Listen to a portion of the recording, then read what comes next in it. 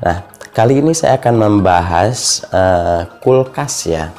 Kulkas tentunya kulkas 2 pintu ya. Karena kulkas 2 pintu itu banyak sekali komponen-komponennya ya. Jadi bikin bingung kan? Ya, bikin bingung. Jadi komponen apa sih dan fungsinya buat apa sih? Pasti bikin bingung. Langsung aja ya kita bahas satu persatu ya. Tentunya mulai dari bawah ya. Komponen dari bawah yang namanya itu relay.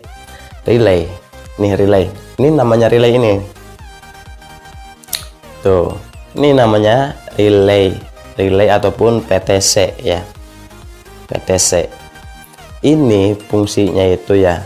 PTC ataupun relay itu fungsinya itu untuk starting awal gitu kan. Starting awal.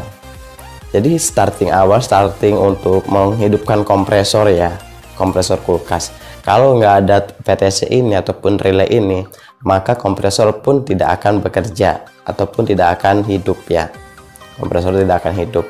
Itu namanya relay. Nah, relay ini berfungsi untuk menghidupkan ataupun starting awal saja ya. Dan dia kalau setelah panas ya, setelah relay ini panas, dia akan memutus sendiri ya. Paham ya? Dan yang kedua, overload ya. Overload. Jika overload itu menyambung ya, maka kompresor pun akan hidup ya. Jika menyambung. Dan jika memutus overload itu, maka kompresor pun akan mati. Nih, namanya overload itu ini, seperti ini. Ini overload dari kompresor ya. Jadi dia fungsinya untuk pengaman juga ya, pengaman kompresor. Kalau kompresornya sudah overheat ya, ataupun panas berlebihan, maka overload ini akan memutus dengan sendirinya. Jadi untuk pengaman juga ya, maka overload ini akan memutus dengan sendirinya. Kalau tidak dipasang ya, kalau misalkan kita langsungkan saja lah kok tanpa overload, jangan ya, nggak boleh seperti itu. Kenapa nggak boleh seperti itu? Maka nanti kalau kompresornya sudah terlalu panas berlebihan ya, tidak memasang overload ya, secara di bypass, maka nanti kompresor akan terlalu berlebihan panas dan akhirnya kompresor akan jebol ya, akan terbakar dalamnya ya, kumparan kompresor akan terbakar. Itu untuk overload ya. Maka diwajibkan jangan sampai sekali-sekali jangan sampai tidak dipasang overload kalau ingin selamat kompresormu ya. Dan yang ketiga, kapasitor ya. Ini yang namanya kapasitor ini seperti ini nih. Nah, ini kapasitor ya. Jadi kapasitor ini fungsinya starting ya. Starting kalau kebanyakan 2 pintu yang menggunakan kapasitor ya. Nah, gitu. Ini namanya kapasitor untuk starting ya. Untuk starting. Jadi walaupun dibolak-balik karena arus AC itu kan harus bolak-balik ya. Harus bolak-balik. Mau ke sini juga boleh, mau ke sini juga boleh gitu ya. Boleh. Itu mau dibalik-balik juga nggak apa-apa. Itu untuk kapasitornya. Itu jadi untuk kapasitor sudah dibahas ya kita ya. Dan untuk sekarang untuk timer. Jadi fungsinya itu untuk menghidupkan kompresor secara bergantian ya. Jadi kalau misalkan timer itu menunjukkan kan timer itu kan ada 13 dan 14 ya. Tipenya ada tipe 13 dan 14. Kalau misalkan kita contohnya aja kita pakai timer 13 misalkan ya, ataupun 14. 13 aja ya.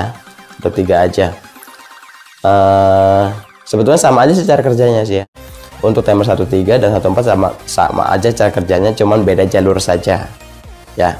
Fungsinya itu untuk menghidupkan kompresor ya, fungsinya. Jadi bergantian. Kalau menunjukkan ketiga berarti dia masuknya ke kompresor ya. Maka kompresor akan hidup.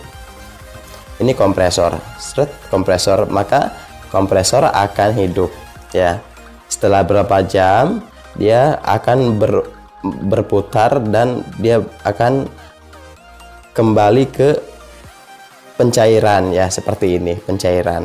Nah, kalau udah seperti ini maka kompresor tidak akan bekerja ataupun mati sendiri ya. Kompresor akan mati sendiri dan pencairan pun akan dilakukan ya. Itu makanya kalau kulkas 2 pintu itu kan tidak ada pembekuan es di luar ya kan, tidak ada pembekuan es. Itu fungsinya ya. Itu jadi sistem yang bergantian. Ini kalau ke heater itu dia kalau menunjukkan ke heater dia hanya perkiraan hanya 15 menit ya. Untuk pencairan hanya 15 menit. Nanti dia balik lagi ke kompresor. Itu balik lagi ke kompresor ya. Nanti kompresor akan bekerja lagi untuk mendinginkan. Itu untuk itu fungsi dari timer ya. Fungsi dari timer ya. Paham ya? Nah, sekarang kompresor. Nah, kalau kompresor itu fungsinya untuk sebetulnya kompresor itu untuk memompa ya, memompa sirkulasi freon, memompa freon ya, jalannya freon. Jadi si freon itu didorong ya kan, menuju ke kondensor dan masuk lagi ke filter, masuk lagi ke kapiler ya kan, dan setelah itu masuk ke evap. Nah, di evap itu dia dingin. Freon itu begitu sirkulasinya, dipompa oleh kompresor. Kenapa kompresor bergetar? Karena kompresor itu memompa ya, dalamnya itu yang memompa, terus mendorong si freon ya menuju ke evap, ya kan? Menuju ke evap, didorong sama kompresor itu. Jadi pompa lah sebetulnya ya, didorong ke arah kondensor. Nah, didinginkan oleh kondensor. Kondensor tuh seperti ini ya, nih. Seperti ini kondensor ya, ini kondensor gitu kan, dan ini kompresor ya, jangan salah, kondensor satu lagi kompresor ya, jangan salah. Dan fungsi dari kondensor untuk mendinginkan sirkulasi freon ya. Freon itu kan kalau sudah ada di kompresor maka dia akan panas dan didinginkan, disemburkan oleh kompresor menuju ke kondensor, dan di kondensor itu akan didinginkan ya kan. Jadi untuk pendinginan lah, mendinginkan ya kondensor itu ya.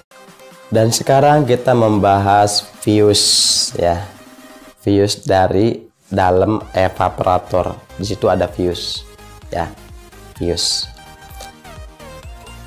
Jadi fuse itu ya untuk sebetulnya untuk pengaman juga sama ya, fuse itu. Fuse untuk pengaman ya. Kalau misalkan evaporatornya maksudnya heaternya terlalu panas ya kan, maka nanti akan fuse itu akan memutus ya. Fuse itu akan memutus dengan sendirinya. Kalau nggak memutus, kalau misalkan tanpa fuse ya kan, maka nanti ruangan akan meleleh karena terlalu panasnya heater ya. Itu fungsinya untuk fuse. Fuse itu seperti ini nih ya, nih ini fuse ya, ini fuse ya kan, ini fuse. Sekarang kita membahas heater. Nah, untuk heater ya kan, untuk mencairkan pembekuan es. Nah, kalau sudah ada pembekuan es ya, sudah rapat pembekuan es ya kan, maka heater seperti ini ya kan, heater ini akan memanas ya kan, akan memanas. Jadi untuk pencairan ya, untuk mencairkan, heater ini untuk pemanas ya. Kalau ada pembekuan es, heater secara otomatis dia akan panas dengan sendirinya untuk mencairkan, tidak akan lagi pengoblokan, ngeblok es ya. Soalnya kan kalau 2 pintu kan nggak boleh ada batu esnya ya, nggak boleh ada ngeblok salju ya, maka dicairkan oleh heater itu. Jadi untuk pencairan gitu. Dan sekarang kita bahas termostat, dan fungsinya untuk mengatur suhu untuk mengatur suhu dingin yang kita inginkan. Kalau nggak ada termostat, maka kulkas akan bekerja terus ya, tidak ada pencairan. Jadi kompresor itu akan terus bekerja tanpa adanya istirahat, ya kan? Itu untuk fungsinya termostat. Jadi kalau misalkan kita suhunya kita mau setengahnya saja, ya kan, tidak terlalu membeku, asal dingin-dingin aja gitu ya, tidak terlalu membeku, maka kita putar ke angka 3. Dan kita kalau misalkan pengen cepat ya pembekuan esnya, maka kita putarkan full saja termostat itu. Ya, termostat itu seperti ini ya, jangan lupa ya, seperti ini termostat itu. Kita putar saja ke full ataupun ke 5, ke angka 5. Biasanya angka 5 itu angka full ya untuk pendinginan. Kalau termostat itu memutus ya, kalau termostat itu memutus, maka keseluruhan akan mati dengan sendirinya, terkecuali lampu ya, relay, semua timer ya, kompresor, semua akan mati jika termostat memutus. Nah, sekarang kita bahas bimetal. Jadi bimetal itu sebetulnya fungsi saklar ya, sebetulnya saklar dia. Saklar untuk menghidupkan si heater ya, menghidupkan heater. Jadi kalau misalkan bimetal itu sudah on ya, sudah tertutupi salju, maka secara otomatis bimetal itu akan on, akan menyambung. Heater akan memanas ya. Nah, kalau misalkan sudah dicairkan oleh heater, secara otomatis dia akan off ya, akan off ataupun akan memutus bimetal. Fungsinya bimetal itu untuk saklar ya, switch, untuk switch otomatis untuk menghidupkan heater. Itu fungsinya dari bimetal. Oke, paham sampai di sini ya. Sekarang kita bahas evaporator. Evaporator fungsinya untuk mendinginkan sebuah freezer ya, freezer, penyimpanan batu es, freezer. Jadi kalau freon sudah masuk ke evaporator ya kan, maka evaporator itu akan dingin ya, akan dingin dan akan membeku, akan terjadi pembekuan es di evaporator itu dan dihembuskan oleh kipas fan, dihembuskan keluar ya gitu. Jadi untuk pendinginan, mendinginkan ruangan, itu namanya evaporator ya. Dan sekarang kipas fan ya, kipas fan berhubungan dengan evaporator ya. Jika evaporator sudah dingin, maka kipas fan akan dihembuskan keluar ya, ke ruang penyimpanan es ataupun ke ruang freezer ya. Jadi kipas fan itu untuk menghembuskan ya, untuk menghembuskan udara dingin ya, suhu dingin yang dihasilkan oleh evaporator, dihembuskan oleh kipas fan menuju ke ruang penyimpanan batu es ataupun ruang freezer.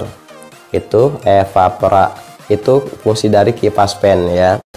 Oke lah, sudah paham ya, sekarang sudah paham untuk pembahasan kulkas, mudah-mudahan bisa dipahami ya. Mungkin sampai di sini saja ya. Wassalamualaikum warahmatullahi wabarakatuh.